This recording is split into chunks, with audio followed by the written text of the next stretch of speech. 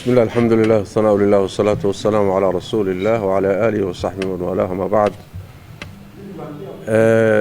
إلهي ما أسكله تبارك وتعالى نو suurta geliyo kulankan taariikhdu waa 4 Juun 2023 waafaqsan 15 Dulqacda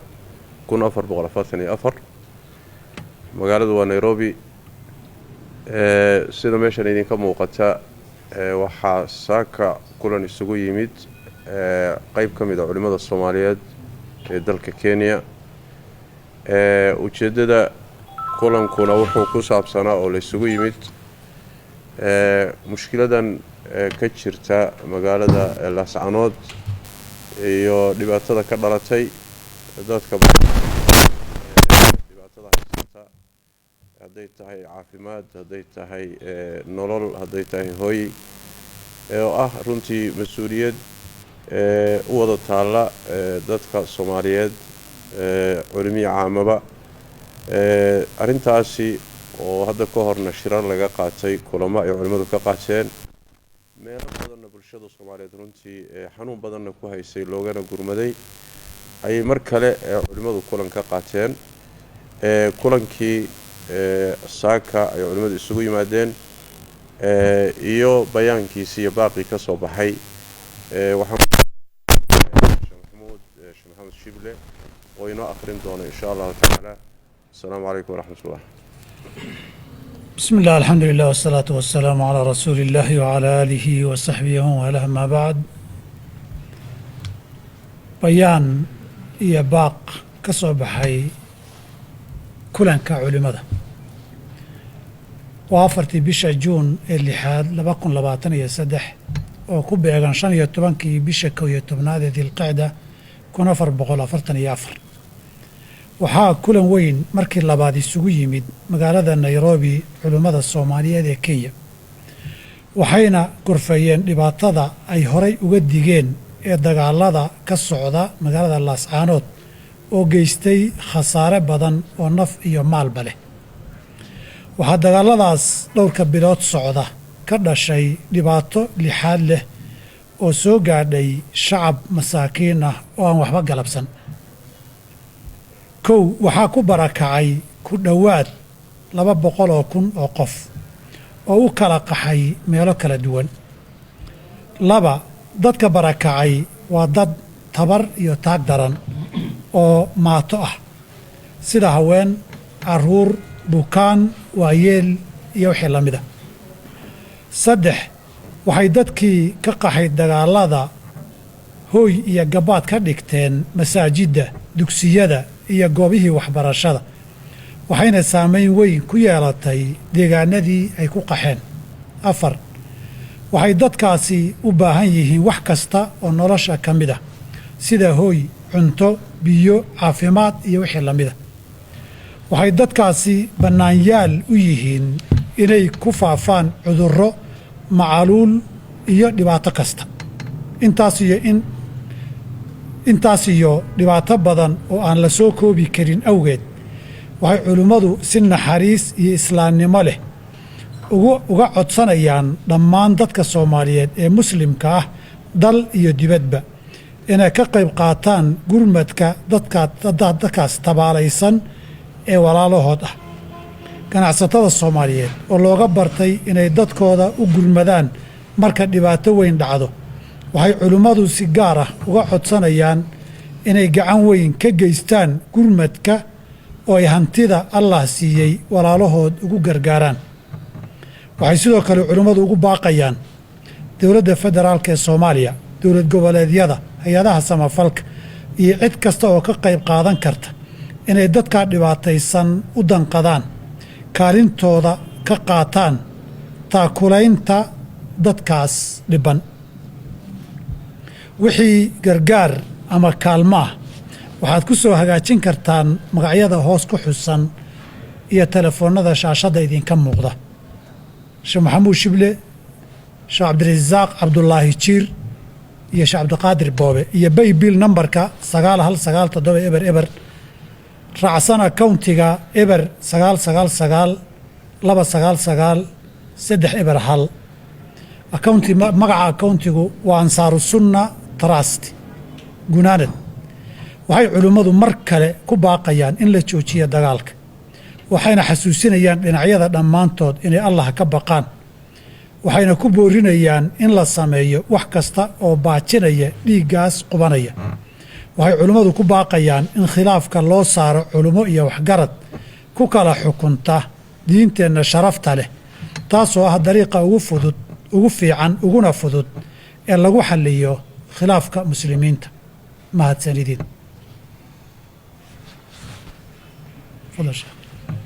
جزاك الله خير شيخ محمود بيانkaasi waa bayaan ay culimadu u idil yihiin waxaan jeclahay inaan raaciyo dhibka dhacay dadkii ku geeriyooday ilaahay ha u dambi dhaafo hana u naxariisto dadka ku dhaawacmayna ilaahay tabaaraka wa tacaala caafimaad ha siiyo inta ku barakacdayna ilaahay tabaaraka wa tacaala dhibaatadooda ilaahay tabaaraka wa tacaala si degdeg ah dhibaatadooda allah uga qaado dhibaatada ha ka qaado intaas waa raacin lahaa waxaan ku doonayaa inaan kusoo dhaweeyo sheekh maxamed sheekh cusmaan كلميرو كوبان هل دقيقة لو دقيقة فليتفضل. الحمد لله رب العالمين والصلاة والسلام على أشرف الأنبياء والمرسلين نبينا محمد وعلى آله وصحبه أجمعين. بيان كاس شيخ وأخري شيخ محمود علماء كالصوب بحي وبيان آدو مهمة لقنا الدونية ومد الصوماليات إني ويليان ودكتا ودقان خاصهان dadka ay khuseyso arrintan waa marka u horeysay waxaan culimo ahaan aad iyo aad u maaragtay ugu boorinaynaa ummadda Soomaaliyeed inay u gargaaraan walaalahood sidii horeyba anagu aan ugu istaagnay u gargaarka ummadda markay dhibaataysan tahay abaarihii culimadan halkan fadhida bay ahaayeen dadkii u istaagay fatahaadii beledweyne suuqa weehaan iyo mar kasta oo ummadda Soomaalida dhibaato ku timaado culimadu sidaan bay dhaqankoodu ahaa haddana tii bay raaceen waxaan ummadda Soomaaliyeed ka codsanaynaa dadkaas ku dhow 200 oo kun oo qof oo soo qaxay in maaragtay la gaarsiiyo wixii qof kasta naftiisa uga go'i karo awoodo waxaan ayidaynaa in dowladda Soomaaliya oo mas'uul ka ah ummadda Soomaaliyeed ay u istaagto sidii dagaalkan ay ku joojin lahayd xal caadil ah oo ku salaysan diinta islaamkana ay dadkan ku kala xalin lahayd waxaan ka digayaa oo ummadda Soomaaliyeed uga digayaa waxa aad u soo weynaaday oo aad u soo batay oo ah in la soo nooleeyo qabiil oo aan maqlayna habeen iyo maalinba ururo qabiil ah oo ama kutulooyin qabali ah nabiga calayhi salaatu wasalaam xadiidkii sheekh naasirna uu yiri waa xadiid xasana nabiga calayhi salaatu wasalaam wuxuu yiri inna min afra alfiraa an yahjuwa arrajulu qabiilatan biasriha qofku inuu qabiil dhinacaayo oo culummo leh oo shariif leh oo dad nooc kasta leh in ree hebel social mediaha dhallinyarada ku jirta ee dabka shidaya ee qabaa'isha caahaya ee ummadda isku diraya waxaan leenahay ilaahay ka baqa ka waantooba waxaan dhibaatadan aad hurinaysaan waa dad muslima waxaan leeyahay dadka isku haya dagaalkan ama dhibaatadan ka dhaxayso qolo malaa'iga iyo qolo gaala iyo qolo islaama ma ahan waa dad Soomaaliyeed oo islaam ah oo maaragtay maangaabnimo iyo dhibaata dhex martay marka arrintaasna in badan baan maqlaa gaala iyo islaam baa ishaysa qoloba qolo ay gaalaysiinayso qoloba qolo ay leedahay waa argagixiso waxaasoo dhan waxba kama jiraan waa raadgadad iyo awrku kacsi dad muslima kii dhintaana waa Soomaali muslima kii maarag wax dilayna waa Soomaali muslima aakhirana ka dambayso waxaan leeyahay arrimahan oo dhan si duuduuba waxaan u leeyahay culimadu diyaar waxay u yihiin in ay culimada khaas ahaan Kenya jooga initiative inay qaataan culimadii waqooyi la xiriiraan maarag Somaliland culimadii Khaatume SSC ay la xiriiraan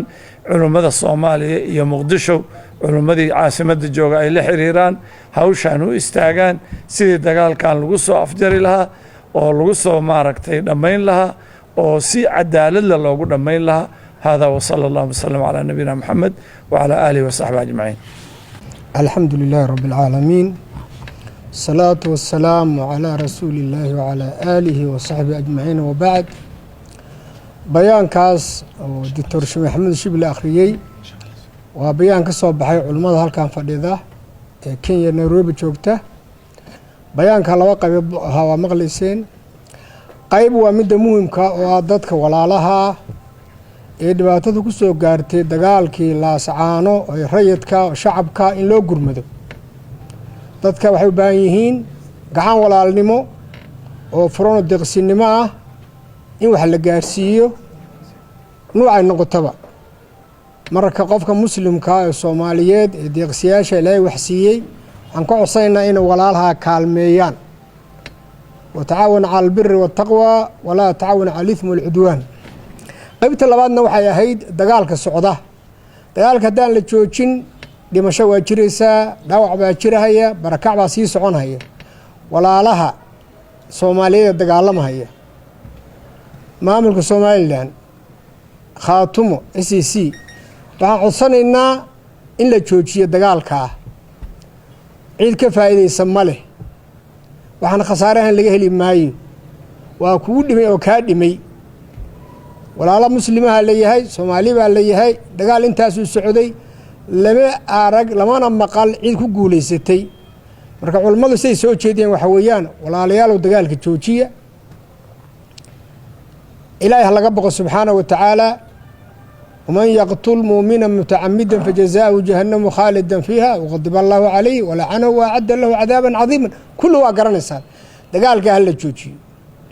دقالكاس هلا جوجيو قبيلات الشيخ كهالله والله هورنا هيو يهبر وعد هلا جوجي. انتي هرا خسارة نقول فلان مركب حندر دار مين دقالك هلا جوجيو أو اللي هشيو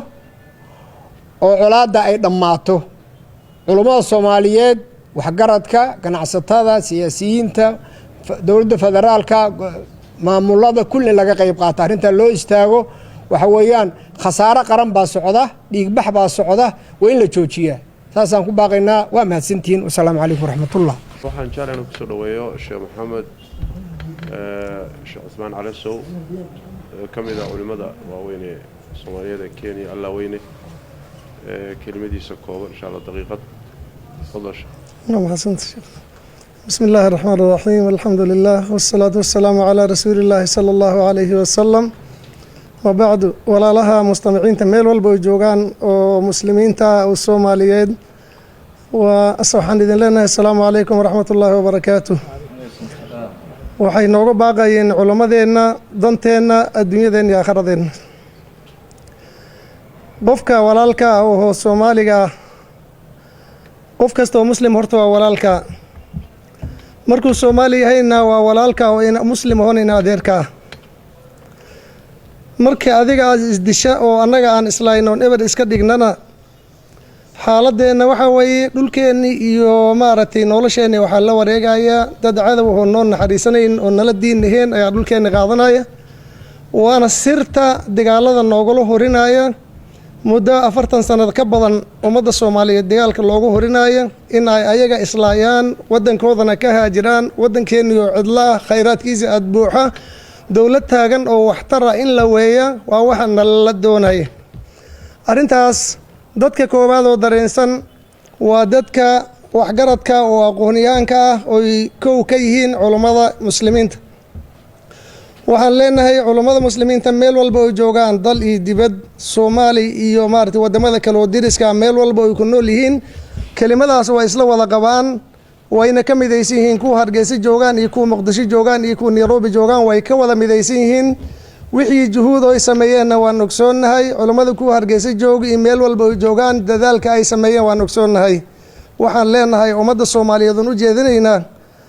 waxaan khasaaraynaa oo koobaad diinteeni baan khasaaraynaa oo walaalka muslima markaa disha intaad wax kalaba gaarin diintaadii baad khasaartay. waciidka ayada hadda la aqrinayo waan maqlayni.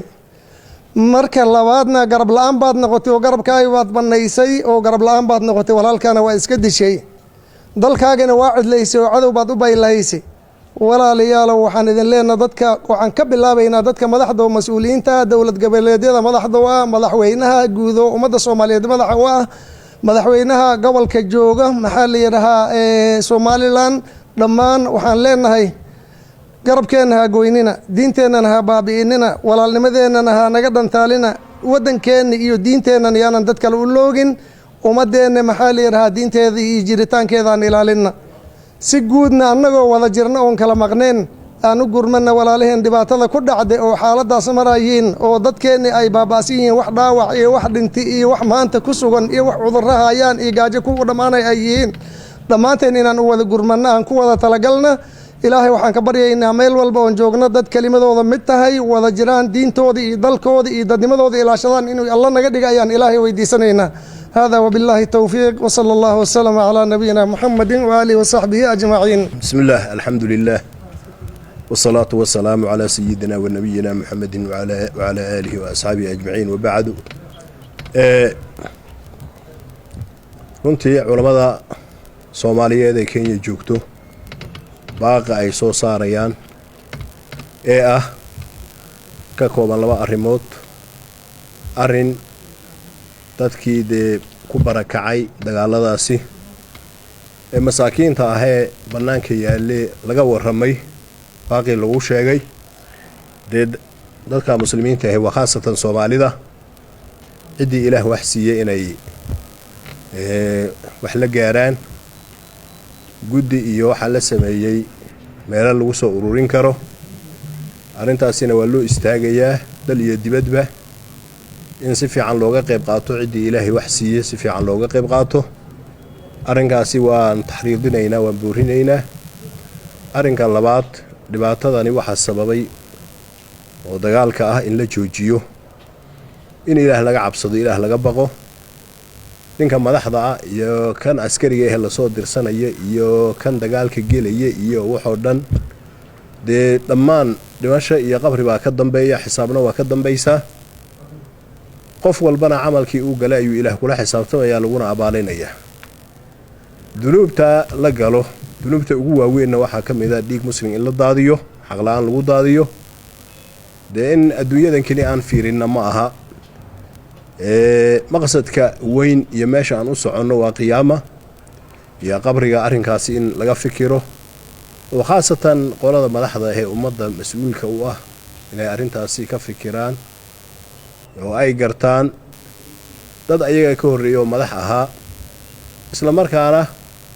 ummaddii ay madaxda u ahaayeen wax u tara wanaagsana ama ummaddii ay madaxda u ahaayeen baabi'iyoo dhibaateeyey dhammaan waa wada tageen dhammaanna waxay aadeen camalkii ay adduunyada ku qabteen jazihiisii ayaguna qoladan hadda madaxda ah waa tegayaan jazahoodii ayayna la kulmi doonaan marka inay ku xisaabtamaan jazahaasi inuusan noqonin dhiig muslin oo ay daadiyeen inayan qabriga ugu tegin wixii dhacayna laga tooba keeno dagaalkana la joojiyo maslaxadana la qaato dadka in ay wada hadlaan oo heshiiyaan ayay danta ku jirtaa dan kuma jirto in xoog la isku maquuniyo la ismana maquunin karayo marka waxaan ka codsanaynaa madaxda labada dhan dagaalka inay dagaalka sidii ay ku joojin lahaayeen ku dadaalaan aakhiradooda iyo qabrigoodana ay u turaan wabillahi tawfiiq wasala allahu wasalama wabaarak calaa nabiyina maxamed waana waajib runtii culimmadu ay dareemayaan oo ilaahay saaray cid hadda u dhiibatay oo kaleetana ma jirto waana arrimihii ay weligoodba isu taagi jireen bay qayb ka tahay oo dhibaatooyinka ummadda haysta iyo wixii soo kordhay iyo qaar ahaan dhibaatooyinka waaweyn meel walbay ka dhacaanba inay dowrkoodii kaalintooda ku yeeshaan tii unbay qayb ka tahay insha allahu tacaala arrintanna hadda ma aha arrin dagaal socda ama lagaga qayb qaadanaya ama lagu shidaya ma aha mowqifka culimmadu ay dagaal ka taagan tahay waa kaas bayaankana lagu caddeeyey culimmadii hadlayna ay sii caddeeyeen keliyata wax weeyaan wixii ka dhashay oo dadka dhibaataysan ee barakacay ee dhib bini aadan qabsada intuu jiraba haysto dadkaasi seen ugu gurmanaa annaguna insha allahu tacaala guddiga waxay ku dadaali doonaan inay si ammaana ku jirto mas-uuliyadda u gutaan oo wixii dadkii loogu talagalay inay insha allahu tacaala gaadhsiiyaan mas-uuliyaddaana way isa saarayaan insha allahu tacaala way ku dadaali doonaan meel walbood joogtaanba aad baad u mahadsantihiin waxaan sugnaba insha allahu tacaala waa idinka iyo deeqdiinna iyo gacan furnaantii aan barannay inaynu walaalaheenna dhibaataysan mar walba aynu ugu gurmanno ayaan idinka sugaynaa insha allahu tacaala dadka dibadaha jira ama aan waddanka joogin meelahay wax ku soo diri lahaayeen waata laydin sheegay dadka waddanka gudihiisa joogana kolley ololaha ay culimmadu wadaan insha allahu tacaala masaajidda iyo ganacsatada meel walba inaad si fiican uga jawaabtaan baan rajaynaynaa biidni illahi tabaaraka wa tacaala degmo male deegaanna male dhibku hadduu koonfur ka dhaco iyo hadduu waqooyi ka dhaco hadduu bari ka dhaco hadduu kenya ka dhaco hadduu etoobiya ka dhaco dad walaalaheenoo muxuu aha aan wada dhalannay islaamnimana naga dhexayso ayuu haystaa caadana waxaa noo inana dadka kala saarino meeshii kolba dhib weyni ka jiro loo gurmado saasaa dhaqan noo ahayd tii umayna qayb ka tahay insha allahu tacaala allah idin barakeeyo meelaad joogtaanba waxaad ku baxsataanna ilaahay tabaaraka wa tacaala idinku xifdiyo iyagana ilaahay tabaaraka wa tacaala dhibaatadaa gaadhay allah tabaaraka wa tacaala ha ka qaado intii ku dhibaatoodayna ilaahay tabaaraka wa tacaala khayr ha ugu bedelo asalaamu calaykum waraxmatullahi wabarakaatu